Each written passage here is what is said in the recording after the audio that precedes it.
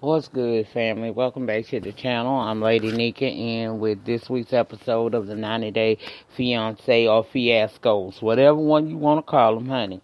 Now, before we begin the review, I was privy to some tea from some of y'all telling me that Larissa had gone to jail for domestic violence, and it was in relation to something dealing with Colt. I saw a few videos, and I really don't know all the ins and outs of it. But y'all, if y'all know something about that, put that down in the panty section, girl. I would love to know what's going on with Miss Larissa and Mr. Colt. I really would.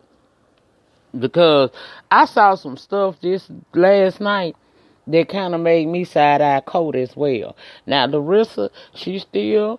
I ain't saying she a gold digger, but, yeah, y'all know the rest.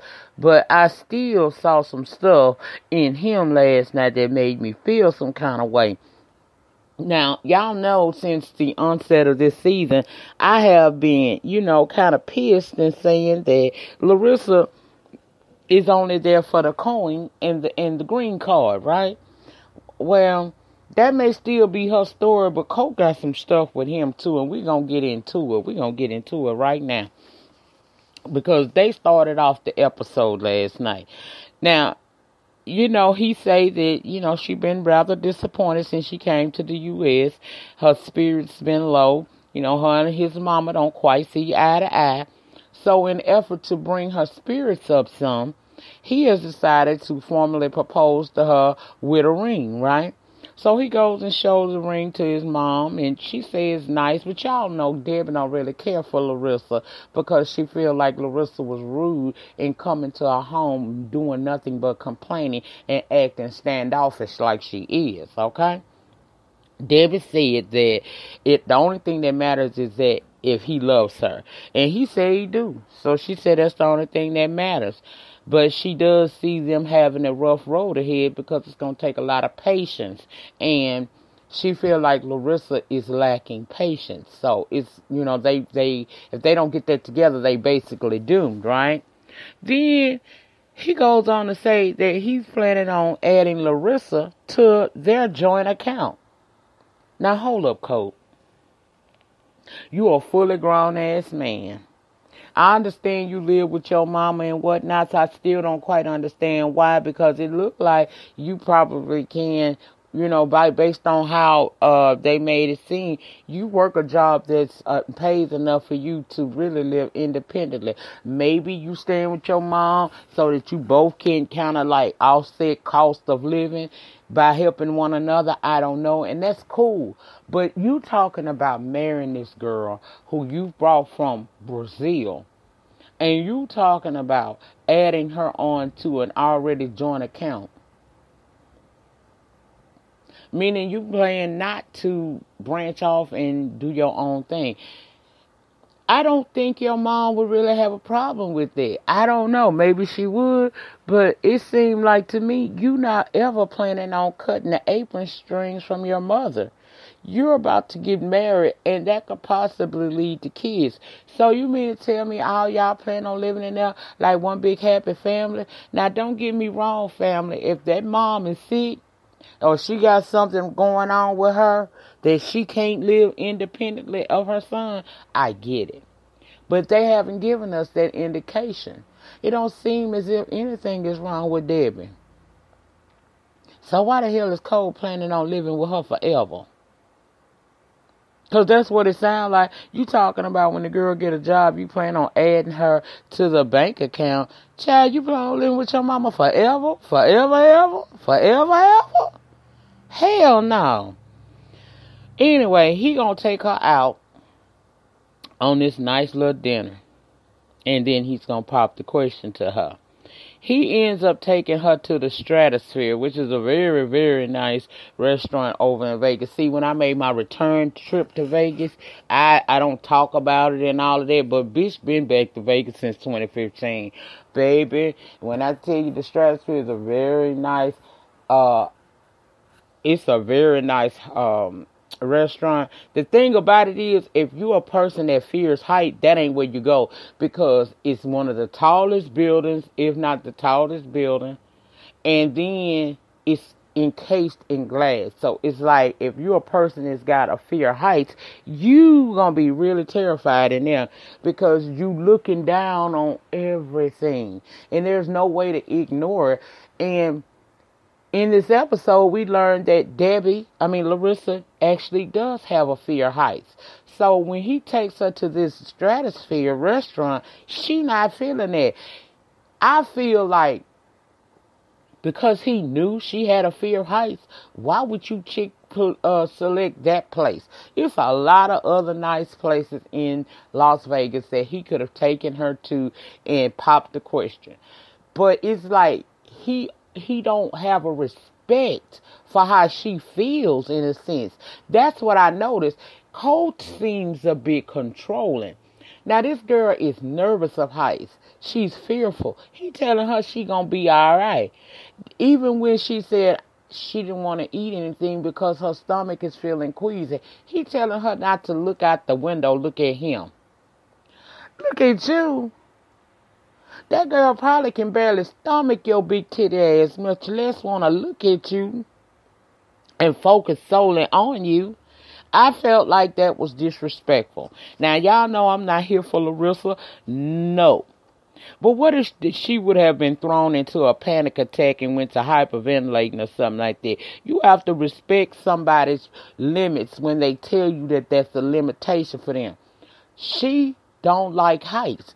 Why would you take her to the stratosphere to propose to her? Because you felt the ambiance was perfect for the occasion.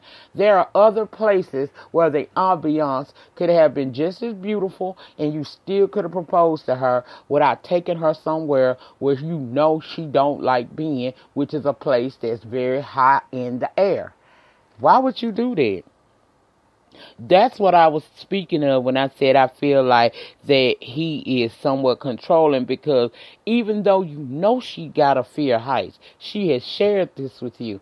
You still took her there, and when she told you, I'm uncomfortable, I don't like this, you told her she'll be all right. Nah, that ain't, you gonna have to learn to listen to your woman, honey. That's what you gonna have to do. Well, when they get there, he finally presents her with the ring, gets on one knee, and asks her to marry him. And it's bling bling. Didn't I tell you, I ain't saying she a gold digger? She was happy as hell to get there. They arrived home, and they decided that after they left the restaurant, they'd go home, and they wake Debbie up and show her the ring. And she said that it was beautiful, and that she felt like he spent a lot of money on it, which concerns her. But my thing is this, Mama, let his ass go. He's grown. Even if it's a mistake, that's his mistake. What do we do with mistakes? We learn from mistakes. So leave that alone. Let your son figure that out, because Larissa's not the only one I see that's going to be a problem in the marriage. He got some issues too. He got a controlling nature about him, and he disregards other people's feelings at times. So that ain't gonna work either. Now, I'm for right. Both of them got a lot of work to do. And no, I don't see this relationship being successful. However, you damn sure ain't gonna get her to do anything by trying to control her when she don't want to be controlled. And again, somebody told me Larissa got kids in Brazil. Can somebody please jump down in the panty section and clarify that for me? I know she went to jail for the domestic violence, and she's supposed to be out by now. But do y'all have any more tea on that? Because I definitely would like to know. These people really interest me. Anyway, let's move on over to Russia with Steven and Olga, because the baby here now. And it's the day that the baby is due to come home. Steven admits that due to the Russian rules and regulations over there, he hasn't really had a lot of time to spend with his son. And now that she's about to go home with the baby, he's optimistic. But see, she still kind of hurting from that C-section that she had. And he kind of grabbed her a little bit hard, and she had to remind him. And then she went on to tell him don't touch the baby because she want to protect the baby from the germs. She ain't trying to be mean to him. She's slow rolling, getting ready to leave the hospital. She wants him to be more patient with her. She wants him to, wash his hands again. And he irritated because he said that he's already washed his hands. Look, this is what I'm seeing. These two people don't know each other, and they didn't just happen to have procreated with one another. And because this girl lives in Russia, he wants to be in his child's life like his dad was there for him until he died of diabetes. And I don't know. I don't get it with them people. For one, I think they too young. Now, most new mothers are very, some of them can be pretty particular about their baby. I get that. I was like that too. I also understand that she lives in Russia. And based off what we see, the conditions over there in their hospital don't seem to be as sanitary as they are over here in the United States, which could be why she was acting the way she was acting. But she also has to remember that she didn't make that alone. He done came thousands of miles to see her and be there with her at the birth of their child. And his goal is to get his child his American citizenship, so that he can take her and him back to America, where life would probably be a whole lot better for them. However, they button heads for no reason. I don't understand why they're necessarily button heads. I think the common goal is what's best for the child. But this is what happens when you have these fly-by-night relationships, live with one another unprotected, and then a baby is created. They got a lot of room to go. Child, he was so over her. He told her he wasn't helping her get her stuff together. He'll help the baby, and told her she's not gonna be nasty to him. He said that it's they have temper issues in his family, and he's just not here for her talking down to him. I don't think she's necessarily trying to talk down to him. It just seemed like they don't know each other, and they trying to know each other while parenting, and hopefully they'll get married. Child, I told you, fiasco. This is what happens when you don't know who you're messing with. Okay? This is why it's best before you give yourself to somebody unprotected, you know who the hell you dealing with. Because just because y'all had fun the month or two that she came to the United States during the summer, don't mean that y'all are compatible to be in no relationship, much less a marriage. And you probably shouldn't have no baby neither, but the child is here. So we're going to see how they interact with one another as the season progresses. That's pretty much all we got of them, right? Now, let's go over to Fernanda and Jonathan. Apparently, all has been forgiven from the fight they got into on the last episode. He said that he realized that they need to work on their communication more, and they are determined to do so because they love each other and they want it to work.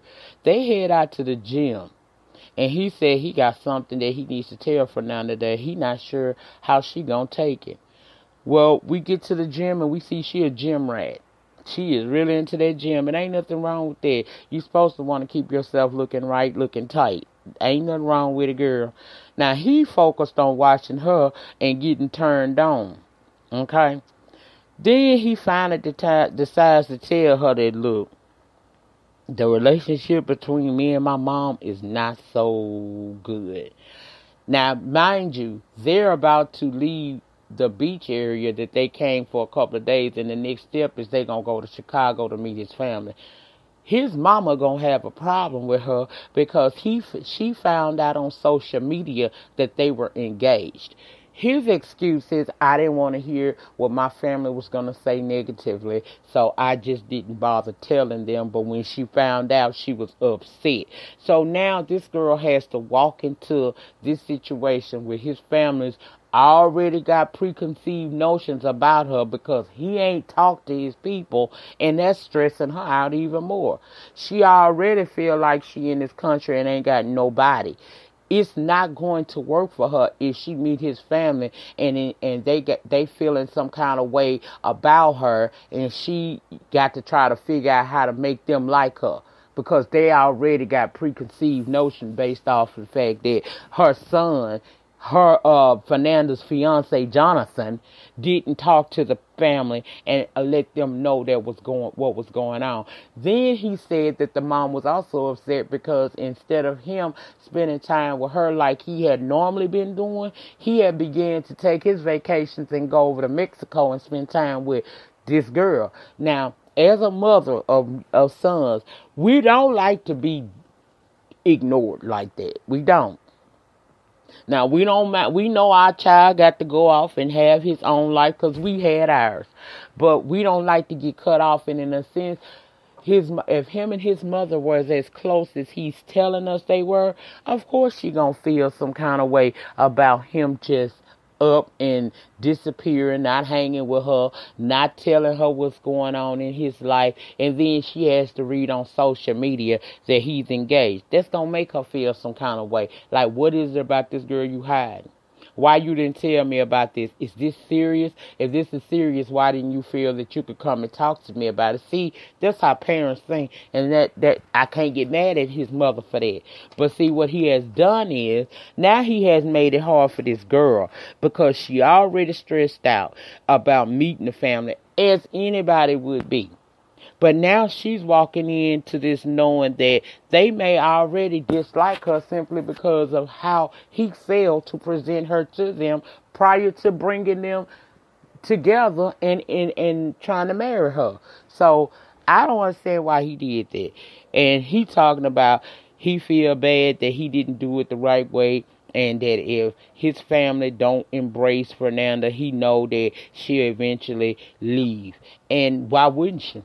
I'm not going to stay somewhere where I don't have any friends and family and people don't like me, really not because of me, but because my man didn't do it right, the introduction and telling these folks about me, when she told her whole family about him, even up to coming over to the U.S. and getting married. If she can tell her family, I'm finna leave the country and come to America and marry the man of my dreams, why he couldn't tell his mom? Jonathan is immature. He is immature as hell. And I see why his mama asked him, was he having a midlife crisis? Because that's what he act like he having.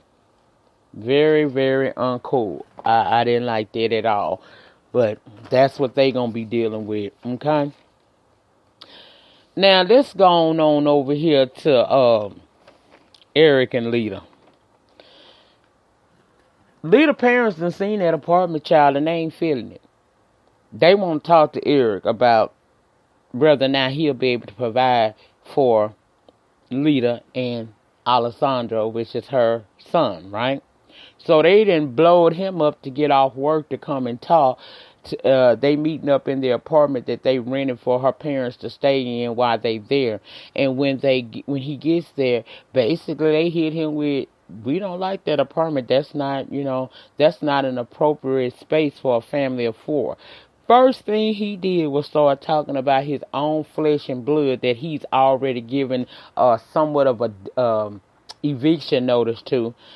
Lita is upset because, remember, the apartment was kind of in disarray when she came to it last week. So she done with his daughter, and she talking out the side of her neck talking about she'll be moving. And her daddy asked, well, where would his daughter go?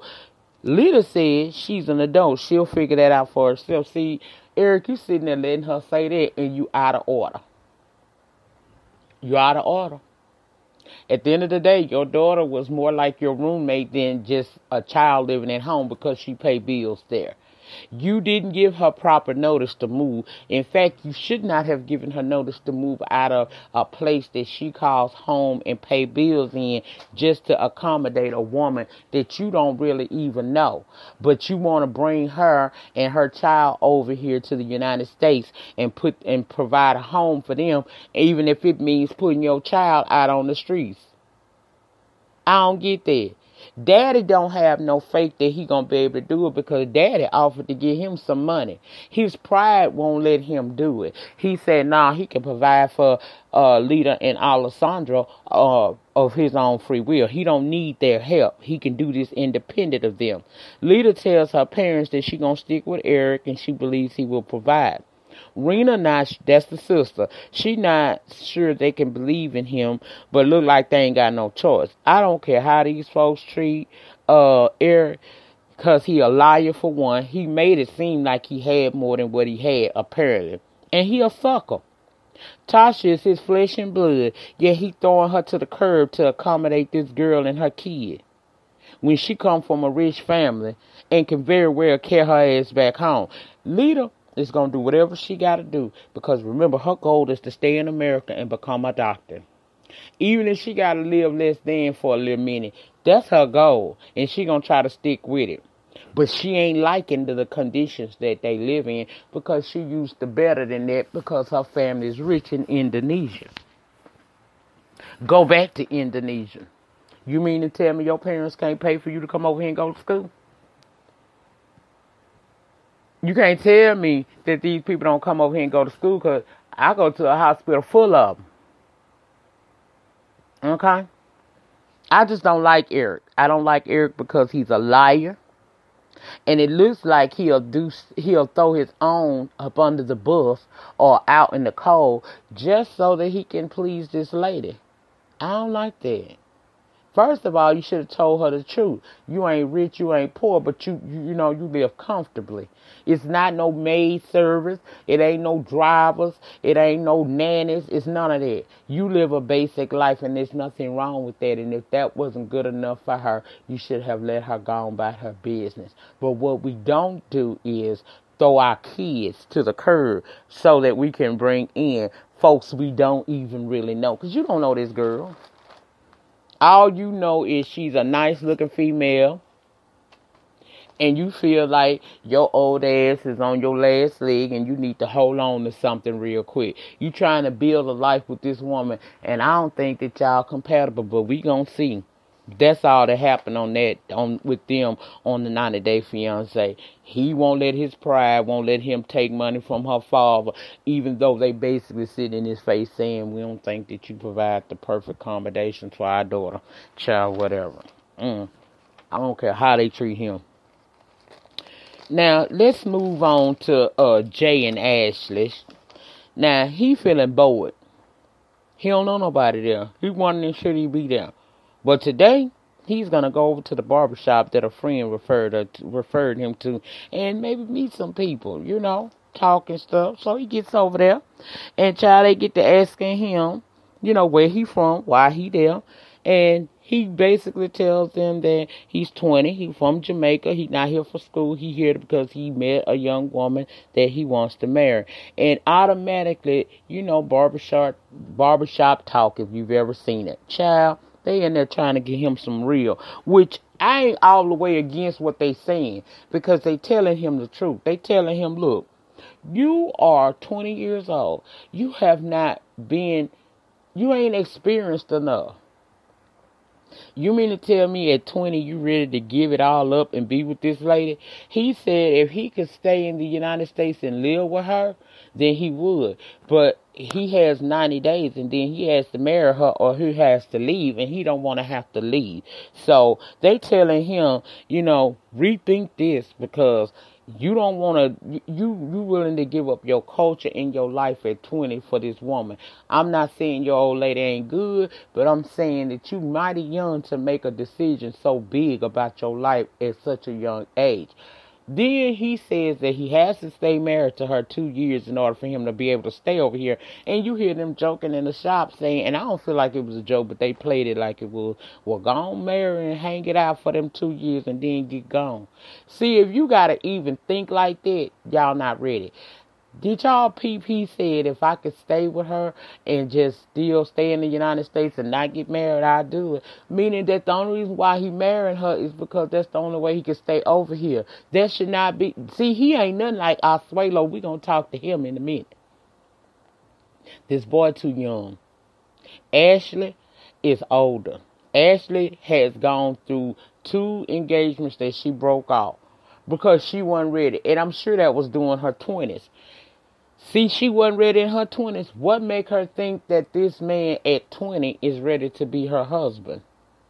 Like I said last week, and I'll say again, Ashley could have just been going to Jamaica, hollering at him every now and again when she come through, and they had that type of relationship. But for them to try to merge and become one on her land that he ain't used to being in at his young age is not the best idea for him. Now, he think he ready for this, but he not. He too young. Ashley 31 years old, and then somebody told me she got children. So, she more mature than him.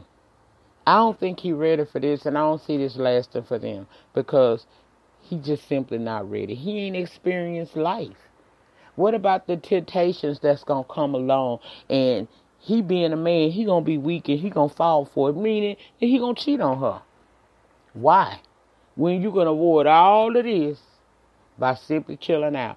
It's ways you can come to America without having to marry somebody to get here. I wouldn't put myself in that position, because you marry this girl, even if you try to do the I'm going to stay married to her 2 years so that I can become a citizen type of shit, it still ain't going to work, because that's 24 months. Y'all going to be sitting up in there going through hell. It's not worth it. Neither one of these people, she not thinking correctly, and he thinking with his ambition and his dick. That ain't going to work, honey. I don't see it for them. I don't. But we going to see what's going to happen with them. That was all on them. Now, lastly, let's talk about my favorite people. That would be Asuelo and Kalini. Now, she done yelled at him in the car on the ride to Utah. So, the way he deals with it is when he upset, he just shut down and don't say nothing. She say because she apologized to him, she feel that he should be talking to her, but he's not. Child, they finally make it to the house in Utah. What they are doing is moving into their parents' retirement home, which already her brother Nick lives there as well. It's nice, and the parents do visit regularly, so we're going to be seeing them parents a lot too. Now, Kalina is nervous about Nick meeting Asuelo because she ain't never really talked to him about her man before. Her brother Nick. She's never talked to him about that. But Nick does know that the father and the sister don't, the other sister, Colini, don't really care for Asuelo. So they get to the house and they meet Nick, and to show you that he's an asshole, he gives Asuelo with a condom, saying that that's something that he needs to use so that he don't procreate again until he can take care of it. See, that's a deed. He didn't rape Kalina. He didn't rape her. That was a choice she made. He rude, talking about how they don't really know each other in his eyes, but he want Asuelo to know that Kalina don't need him. Well, newsflash, Asuelo has been on this TV show now for what? How many episodes, family? 5 episodes. Guess what? He has built up a fan following. I don't think Asuelo need her either. Did y'all not see the women that's saying that they'll gladly slam dunk him and be with him? Including the chick down to the airport when he first got to California. Okay. That's rude. They not giving the man a chance, in my opinion. Now, he do need to chill on wanting more kids and not wanting to use a condom, because him and Kalina had a conversation about it.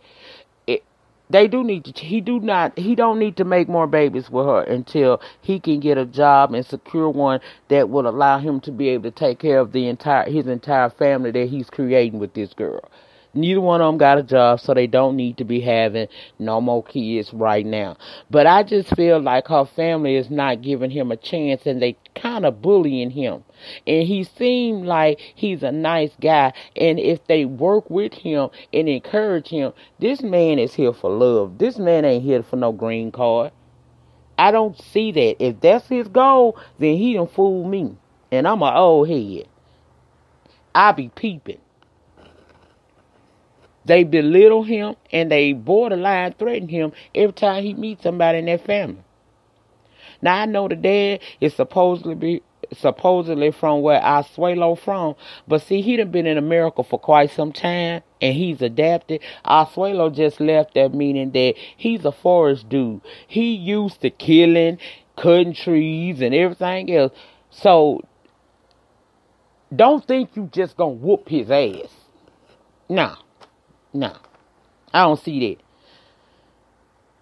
I don't see that at all. So don't underestimate him when y'all making these threats about what you'll do to him, because I don't think he just gonna sit there and let you whoop his ass. In fact, I think he might beat y'all ass. So walk light with that.